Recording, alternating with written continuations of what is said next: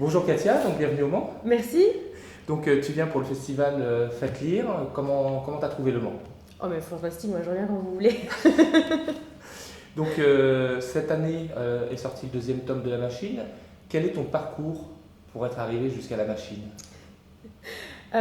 C'est d'abord un parcours de vie en fait, puisque moi je suis petite fille d'immigrés espagnols qui sont arrivés dans les années 60 en Belgique.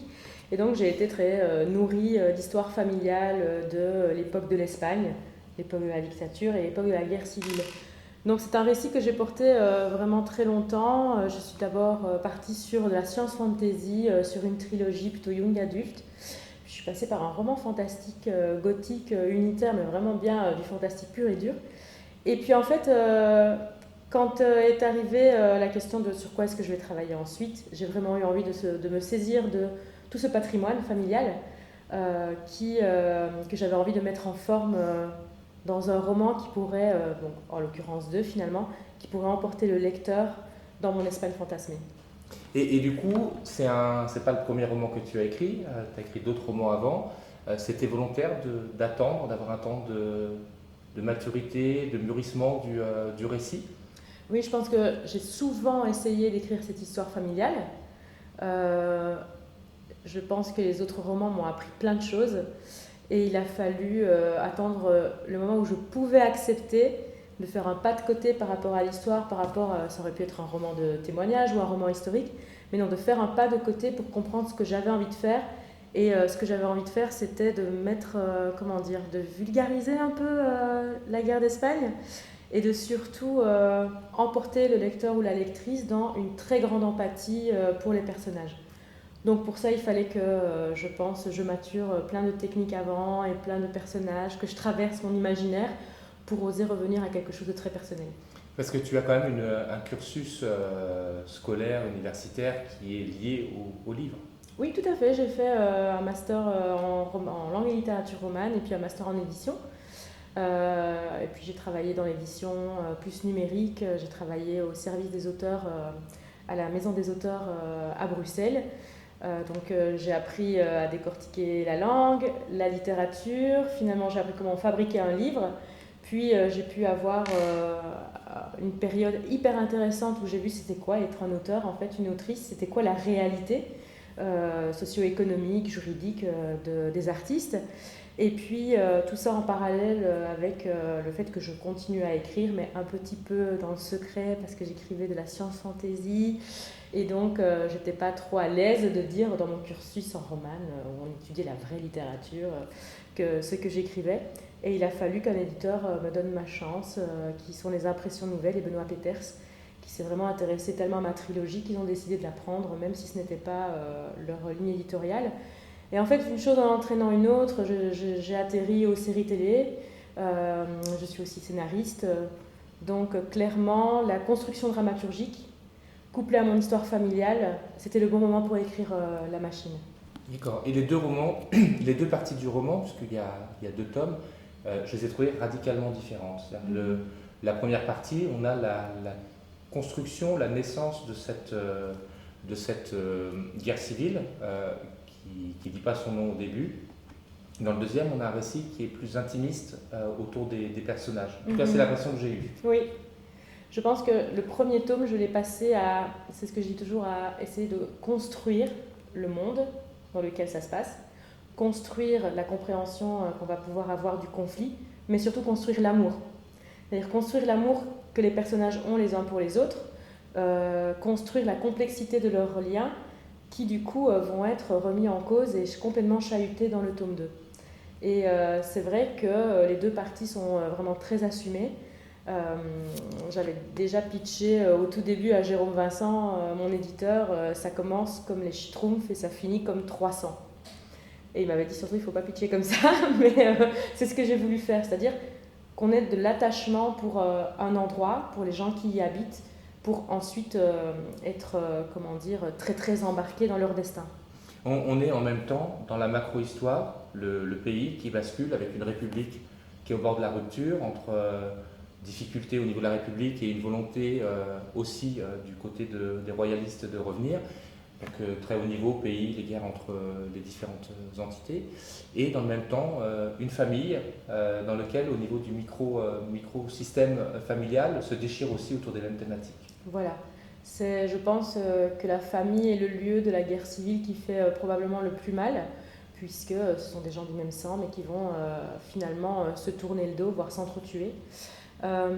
L'idée, c'était de mettre une famille aussi qui était qui était elle-même à cheval entre différents statuts.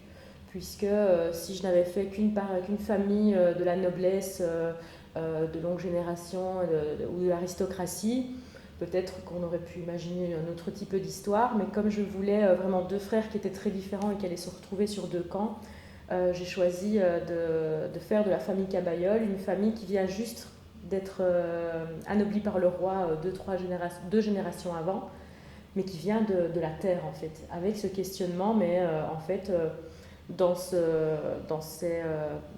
camps qui se déchirent, nous-mêmes on ne sait pas très bien ce qu'on est. Et on va assister en fait aux tensions et aux remises en question des personnages. Et alors j'espère ne pas me tromper dans l'ordre des deux frères.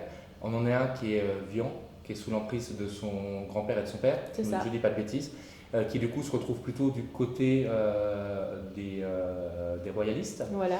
Là où son frère, lui, est plutôt du côté des ongles sales. C'est ça. Très violent comme relation fraternelle.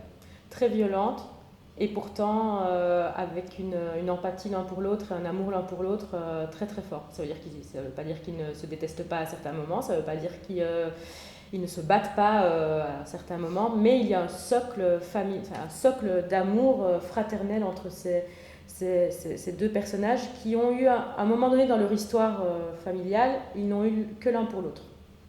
Et les problèmes ont commencé à se poser à partir du moment où ils n'étaient plus ensemble.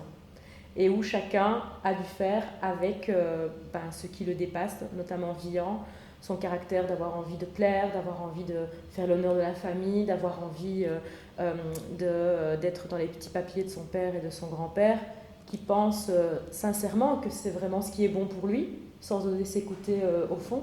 Et Andrés qui est tout le côté, qui est un fanfaron, qui ne ferme pas sa gueule, qui s'en fout de la famille, et qui en fait ne le fait pas spécialement pour des raisons altruistes non plus, c'est-à-dire qu'il nourrit une rancœur envers son père et son grand-père qu'il n'arrive pas à dépasser. Donc j'ai essayé de construire des personnages tout en ombre et lumière qui pouvaient avoir les défauts de leur qualité et les qualités de leurs défauts. Dans le débat qu'il y a entre les deux frères, on a la machine qui apparaît. Alors la machine, entre syndicats, partis politiques, on ne sait pas trop.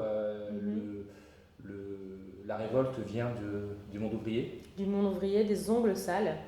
Donc c'est une caste que j'ai nommée comme ça pour rassembler les personnes qui travaillent de leurs mains pour créer une césure entre les personnes qui ont plutôt une ascendance noble ou en tout cas confortable, et les ongles sales qui sont les mineurs, les paysans, les ouvriers qui travaillent à l'usine, etc. et qui ont littéralement les mains sales. Donc la machine est créée par une femme de mineur qui s'appelle Amaya Magister et qui va décider de rassembler en fait toutes ces personnes qui sont dans le travail,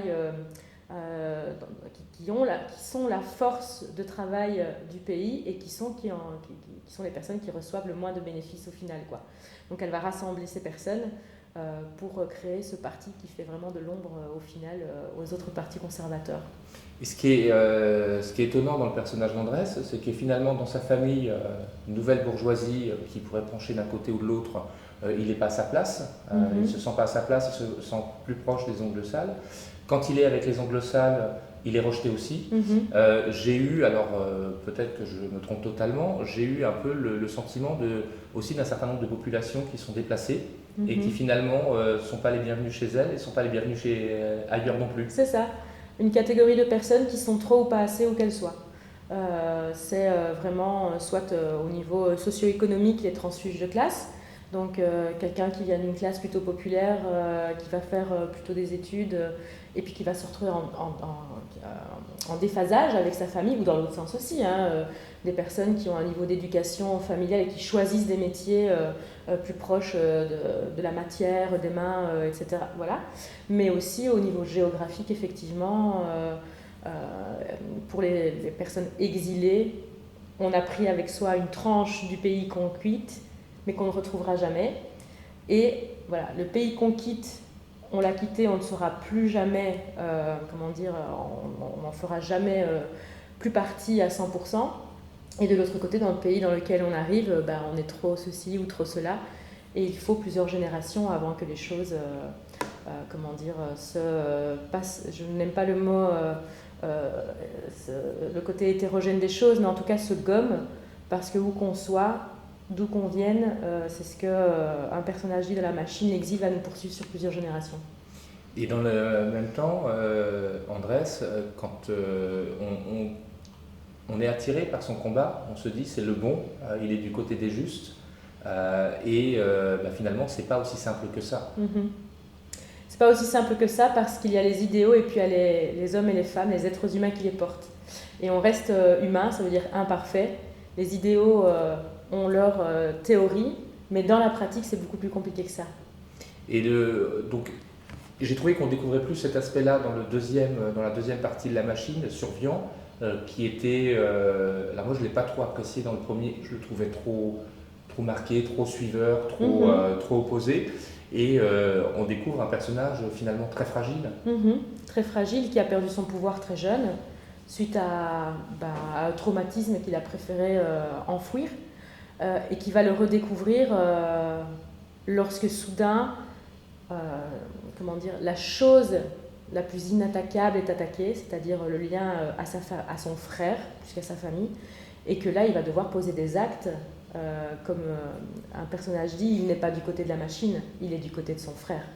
Et où là, il doit se regarder dans la glace et décider, est-ce que je continue à suivre servilement la patrie, le drapeau, l'incréé, pour des valeurs qu'on m'a inculquées, mais en fait, est-ce qu'elles s'appliquent lorsqu'il s'agit de la personne la plus proche de moi? Et n'étant pas espagnol, je n'ai évidemment ni connu directement ou indirectement.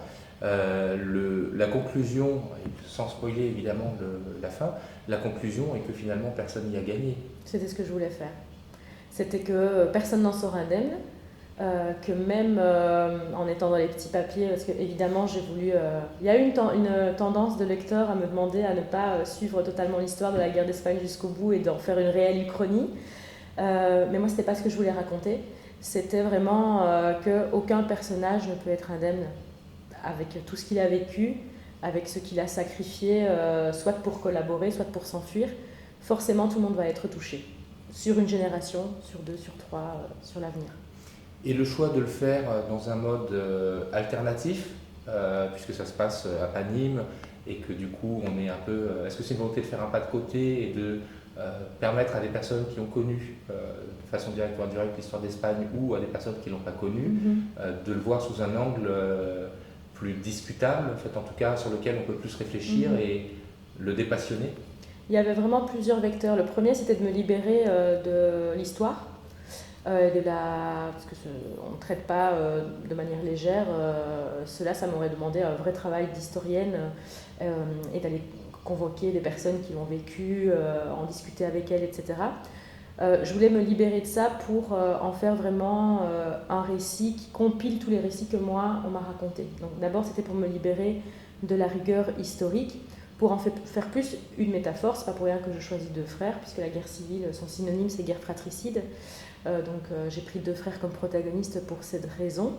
Lui donner un côté plus universel, puisque quand on n'est pas familier en fait, avec cette époque-là, on peut tout à fait s'imaginer que ça peut concerner plein de pays différents où il y a eu des guerres civiles. Et changeons de sujet maintenant. Tu as dit aussi que tu aidais sur la partie scénaristique. Quelle est la différence entre l'écriture d'une série et l'écriture d'un roman? Quand j'aide oui. Ou quand moi j'écris? La différence dans l'écriture entre ce qui est du scénario ou du texte. Mais quand moi j'écris Oui. ou quand je suis quelqu'un? Les deux, la Les comparaison, la comparaison entre les deux métiers. Alors, la comparaison entre les deux métiers, quand je fais de l'accompagnement, de toute façon que ce soit scénario ou roman, j'essaye de comprendre un maximum ce que la personne veut faire pour pouvoir avoir une direction, un diagnostic, entre guillemets, qui puisse permettre, par exemple, si on me dit je veux écrire un page turner avec beaucoup d'aventures et un personnage féminin fort, si je m'ennuie pendant les 300 pages et en fait les personnages féminins sont très clichés, je vais avoir une direction pour faire ma critique et dire à l'auteur ou à l'autrice, écoute, il va falloir retravailler pour retendre la tension narrative, pour que ça fasse un page turner. Si on m'avait dit non, moi je veux faire un truc contemplatif avec des petits textes courts qu'on peut lire à la plage, voilà, moi il me faut une direction et j'aide l'auteur ou le scénariste à réduire le fossé qu'il y a entre ce qu'il veut faire et ce qu'il a fait. La différence quand moi j'écris un roman ou un scénario, c'est très très très différent parce qu'en gros, comme dit Lionel Davoust, le budget en fait d'un roman, le budget de l'écriture d'un roman, c'est l'attention du lecteur ou de la lectrice. C'est vraiment de mettre en œuvre toutes ces capacités d'écriture pour soutenir l'attention du lecteur, de la lectrice, pour les maintenir dans un rêve fictionnel, pour lui offrir quelque chose qui va pouvoir le faire voyager. Lorsqu'on passe au scénario, tout de suite il y a des questions d'argent qui se posent, des questions de registre aussi, de code. Et je veux dire que les données productionnelles en tout cas sont très vite abordées. Et de toute façon, une série c'est une œuvre collaborative. Donc le roman, on est quand même l'auteur ou l'autrice assez responsable de chaque mot qu'on pose, puisque c'est comme ça que l'histoire va être transmise au lecteur. Le scénario, c'est une partition. On va déjà travailler à plusieurs sur le texte, avec une chaîne de télévision, avec un producteur, et puis après va s'ajouter un réalisateur, des comédiens, tout le monde va avoir son mot à dire, et c'est une œuvre collective. Donc il faut avoir un certain détachement avec le scénario pour savoir exactement ce qu'on veut garder, ce qui est l'ADN, on appelle ça l'ADN de la série, et sur quoi on peut lâcher du lest ou accepter que les autres viennent avec des meilleures idées. Donc c'est vraiment la différence entre les deux et je pense que Gabriel Katz répond hyper bien à ces questions où lui il considère que le roman c'est sa récréation parce qu'il se fait vraiment plaisir en dehors des carcans en fait. D'accord. Et là, la suite pour toi, à part le retour en Belgique ce soir? Oui, la suite pour moi c'est une deadline très très claire qui est le printemps 2024, un roman, je crois que je peux en parler puisque le contrat a été signé pour Argile.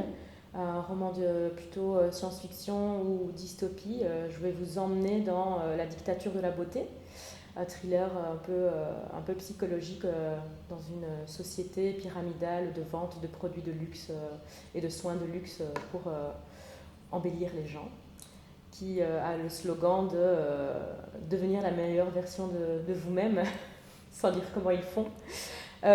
J'attends de voir ce qui va se passer pour ActuSF, pour voir les romans, comment est-ce qu'ils vont être remis en circulation, et peut-être une fantasy urbaine qui est sur le grill là pour le moment. Mais j'ai plusieurs possibilités, on verra après. Pas encore totalement arrêté? Non, pas encore totalement arrêté. Et si tu devais dire un mot de conclusion? J'aime bien les mots de conclusion. D'accord. Merci pour cette invitation au Mans. En plus, il a fait super beau, moi j'ai envie de revenir. Merci beaucoup.